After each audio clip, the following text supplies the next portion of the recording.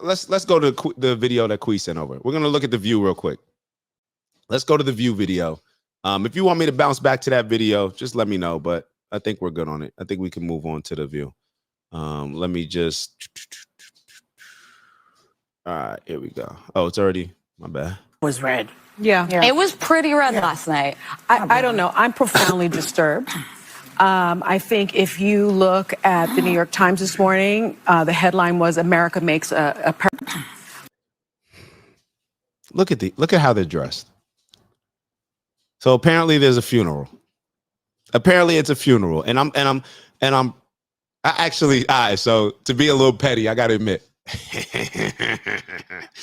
I was a litlittle petty earlier. So I actually woke up today excited to see what the ladies on the View were going to say, because they were so confident and cocky. So I actually Googled. I said, what time does the View come on? Because I watched the clip and they said it's on ABC. So what time does it come on? So I didn't set an alarm. So I tuned in. It was like 11:08, and I tuned it on just to see their responses. And as soon as I turned it on, I'm like, they're wearing all black, like, and then you see Whoopi, who's just like, it is what it is. And I was proud of Whoopi. I've been hard on Whoopi, but I was proud of Whoopi for like, come on, yeah, like we doing a funeral, we're mourning. And that's another thing. I woke up, speaking about the men, I woke up, men that I respect. I'm being totally honest. Men that I respect, men that I hold in high regards, to the point where I remember calling Earth after a show maybe 4 or 5 months ago.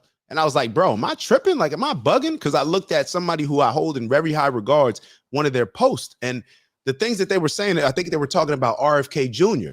And I'm like, yo, I'm a RFK Jr. guy. Like, why would this person say this thing? Like, am I off on this?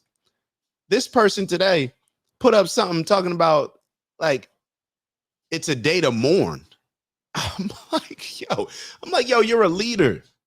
You're a leader. You're a military guy, bro. You're a military guy, and this is the energy that you give. This is a day to mourn? Like, come on now. Like, no, you mourn when, I assume, when something happens with, the things that you've seen. I assume that you've been in battle. The things that you've seen in battle, like, those are mourn-worthy type of things. But waking up because Kamala didn't win the election, now we're mourning?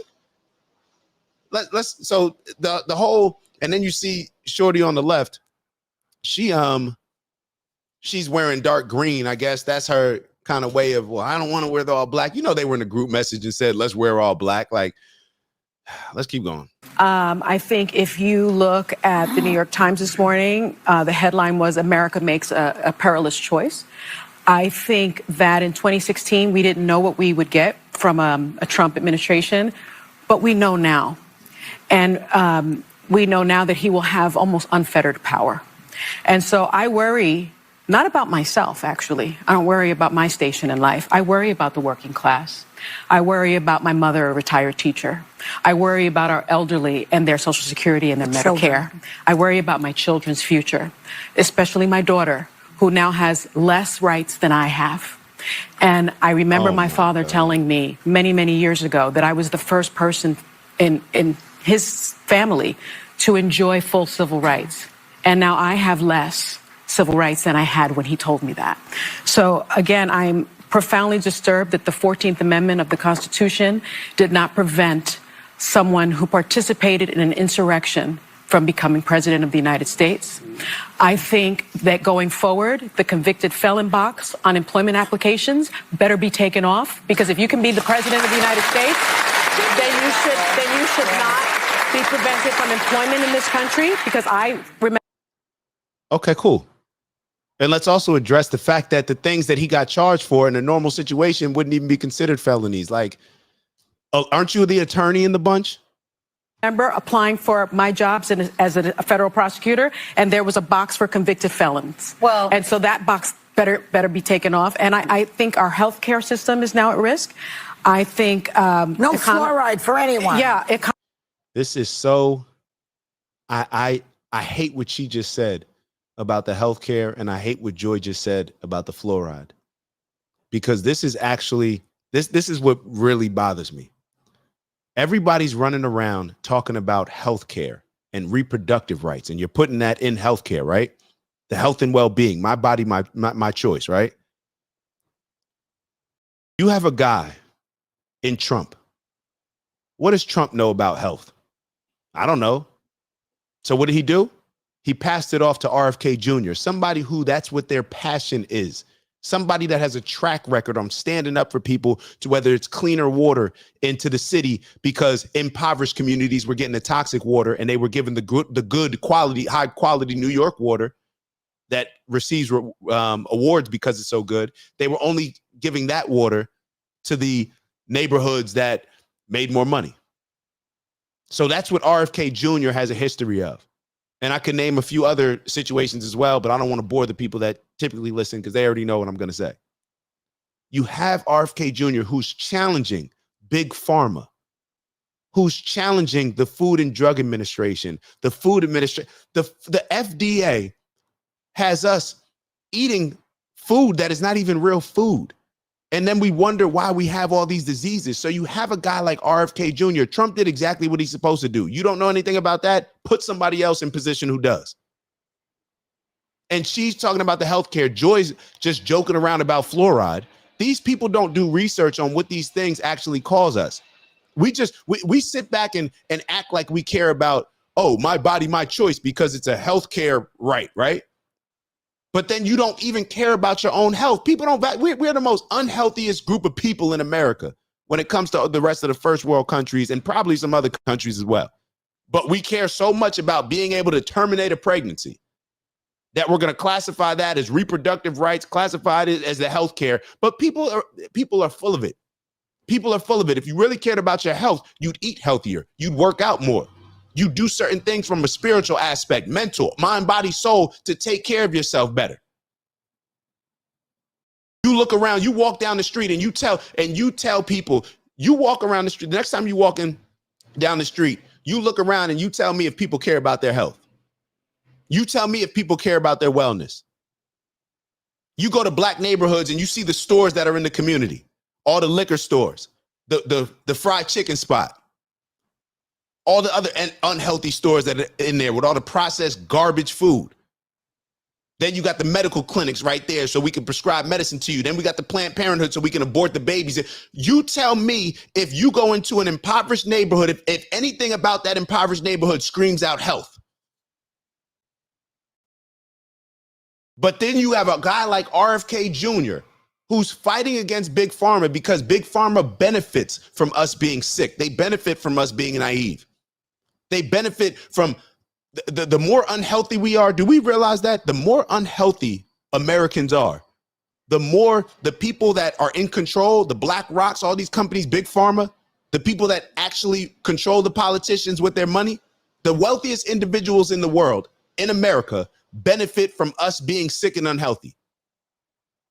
RFK Jr. has the courage to stand up against them, and Trump has the courage to allow RFK Jr. to go against them, to stand up against the establishment, to actually change certain things that are causing us to have health issues, causing your grandmother to die earlier, causing your grandfather to have to cut off his foot.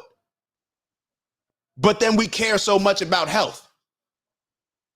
If we cared so much about health, maybe we would be prioritizing overall health and wellness instead of just being able to abort a baby. Miss me with all that. That's BS, and y'all know it. Y'all have been manipulated into thinking that this is the most important issue in this election, and it's not. It's just not. And I guess based on how the votes came out, I guess I'm right. Economists have made clear that he's going to increase the debt by $7.75 trillion. I'm worried about mass deportation and internment camps. And I'm also worried about Elon Musk warning Americans to prepare for temporary hardship. I'm surprised at the result, but I'm not surprised. As a woman of color, I was so hopeful that a mixed race woman married to a Jewish guy could be elected president of this country. Mm-hmm. And I think that it had nothing to do with policy. You know what I'm hopeful for? That somebody can be elected into office that can actually fix things, that can actually make black people's lives better, make mixed people's lives better, make Jewish people's lives better, all the people that she just named. I want somebody that can actually lead us to make all of those people's lives better instead of just getting the fake symbolism of them being in power. If you really care about the well-being of all these people, then you would celebrate a guy like RFK Jr. getting in office. I think this was a referendum of cultural resentment in this country. Well, I think it, I think it has to do with a lot of things, that being one of them. I'm obviously very disappointed. I'm very sad. I was at the Kamala Harris headquarters yesterday in Washington, and it was a very sad scene. The mood turned immediately, and I tell you, there's a quote I get a lot of inspiration from, and it's a quote that I read when I was reading about John F. Kennedy, and it says, "Whether I am on the winning or the losing side is not the point with me. It is being on the side where my sympathies lie that matters." And that to me brought me consolation and inspiration this morning, because I have no regrets. Yep. I worked hard as hell to elect the first Black Asian woman president. History slipped through our fingers again. I worked hard as hell for Donald Trump not to be president. But today, unlike Donald Trump and his followers, Is everything really about just race and gender or sex, whatever they're calling it these days? Why are y'all leading with that? I worked hard as, you know what I would have respected if you said I worked hard as hell to get the candidate that I thought would help our economy the most, would solve our border issues the most, would put Americans first and prioritize the needs of Americans first, so that way we can get to a better place for all of Americans. That's what I would have respect. Instead, I worked hard as hell to bring a black woman in office. Like, what?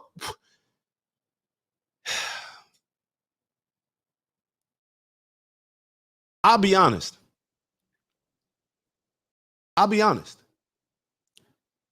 Y'all are over here confused and wondering why a lot of men may not want to vote for a woman as president. While y'all are confused,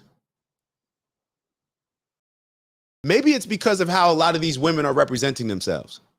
Maybe it's because of the upbringing that a lot of people have had in dealing with the women that they've had as mother. I don't know what it is, but you blame the upbringing, right? Or do we just blame society, blame culture? Either way, it's the upbringing, right?